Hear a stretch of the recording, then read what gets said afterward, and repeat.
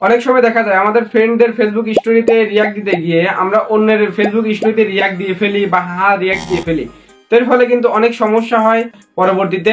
তো আজকের ভিডিওতে আমি আপনাদেরকে দেখাবো যে ফেসবুক স্টোরিতে হা রিয়াক্ট বা যে কোনো রিয়াক্ট করলে আপনারা সেটা কিভাবে রিমুভ করবেন। তো অবশ্যই ভিডিওটা শুরু থেকে শেষ পর্যন্ত দেখবেন।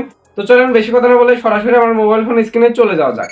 আমি এখানে আমার ফেসবুক অ্যাপসটি ওপেন করে নিলাম। ফেসবুক অ্যাপসটি ওপেন করে নেওয়ার পরে এখানে আপনারা দেখতে পারতেছেন স্টোরি আছে। তো আমি এখানে রাসেলের স্টোরিটাতে আমি এখানে ক্লিক করে দিচ্ছি। রাসেলের স্টোরিতে ক্লিক করার পরে এখানে আমি আমার ইচ্ছা মতো এখানে আমি হা রিয়াক্ট দিয়ে দিচ্ছি। আপনাদের অনেকেরই আছে ভুলে এরকম হা রিয়াক্ট পড়ে যায়, বা যে কোনো রিয়াক্ট আপনারা যদি দিয়ে ফেলেন সেটা আপনারা রিমুভ করবেন কিভাবে। তো দেখেন আমি এখানে আরও ভালো করে আমি এখানে হা রিয়াক্ট দিয়ে দিলাম। দেওয়ার পরে এবার আপনারা উপরে দেখতে পাচ্ছেন স্টোরির উপরে যে 3 ডটের একটা আইকন আছে, আপনারা ওইখানে একটা ক্লিক করবেন। এখানে ক্লিক করার পরে এখানে সেন্ড রিয়াকশন নামে একটা অপশন আছে, আপনারা এইখানে একটা ক্লিক করে দিবেন। এখানে ক্লিক করার পরে আপনাদের সামনে এরকম আন্ডো নামে একটা অপশন আসবে নিচে। আন্ডোতে ক্লিক করার পরে এখানে আন্ডোইং হওয়ার পরে আপনাদের এই রিয়াক্টগুলো কিন্তু এখানে ডিলিট হয়ে যাবে।